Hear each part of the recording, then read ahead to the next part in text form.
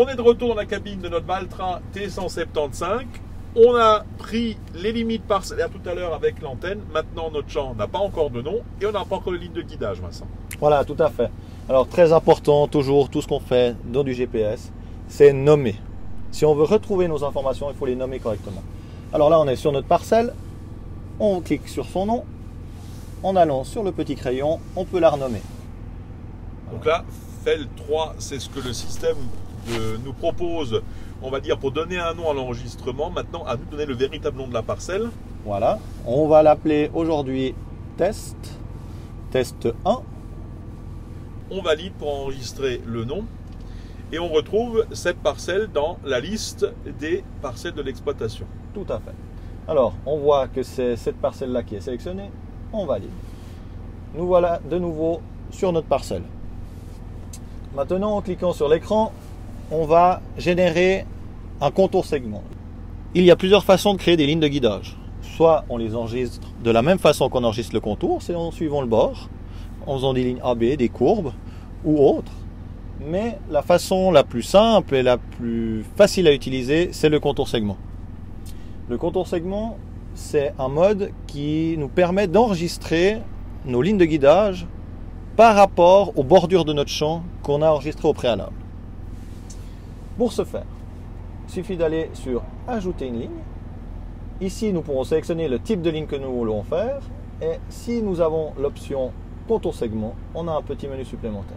Donc, le premier menu, c'est le système classique standard de prendre les lignes manuellement, que ce soit des lignes droites, des lignes de contour, un cap ou des lignes circulaires, par exemple quand j'ai des pivots d'irrigation, ce qui est très peu le cas en Europe de l'Ouest, ou le point qui nous intéresse aujourd'hui, c'est de se baser sur les limites de la parcelle qu'on vient de prendre pour générer nos lignes de guidage. Tout à fait. Donc là, on va sélectionner le mode contour segment. Nous validons. Ici, trois possibilités. C'est soit d'enregistrer notre contour segment, c'est pas cela qu'on veut faire, ou servir le tour de notre champ pour les enregistrer. On sélectionne cette option-là et on continue. Maintenant, il nous propose le nombre de lignes de guidage qu'on veut créer par rapport au tour de notre champ. Là, on a un champ qui est quand même assez facile. 4 bords, 4 lignes. Il n'y a rien à changer. Si ce n'était pas le cas, on pourrait ajouter ici plus de segments. 4 pour nous suffisent, oui, correspondant aux 4 côtés. Tout à fait. Nous validons. Et maintenant, chose importante, comme pour les limites de parcelles, c'est de nommer nos lignes pour les retrouver.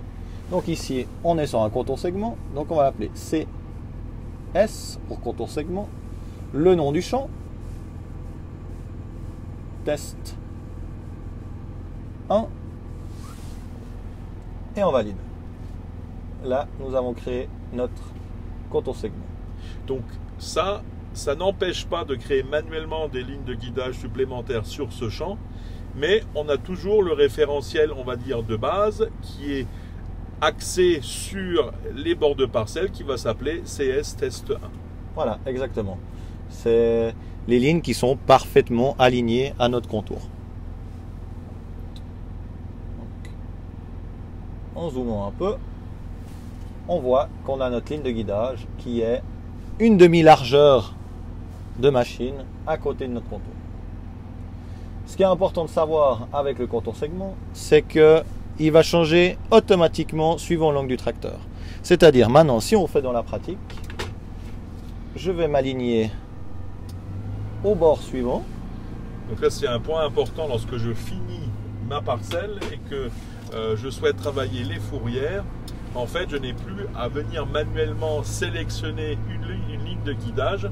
C'est l'orientation du tracteur qui va permettre de me réaligner avec la ligne du bord parallèlement auquel je me positionne. Tout à fait. Ou par exemple pour de la fauche ou des choses où on commence le champ en tournant. Simple d'utilisation. Très pratique. Et surtout une grande précision parce qu'en fin de compte, mes lignes de guidage sont calées sur les limites du champ.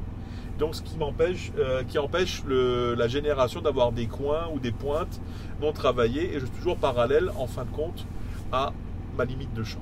Tout à fait. Et après, suivant les largeurs de machine qu'on utilise, on va simplement ouvrir le menu et décaler tous nos segments d'un coup pour retrouver une demi-largeur qui correspond à la machine qu'on utilise.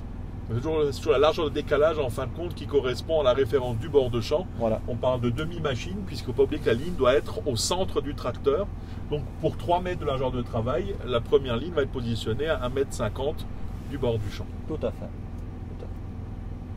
Merci Vincent. Merci à toi Nicolas. On se retrouve tout à l'heure pour l'utilisation du contour assistant au travail avec les manœuvres de retournement et d'automatisme de fourrière. Merci, à tout à l'heure.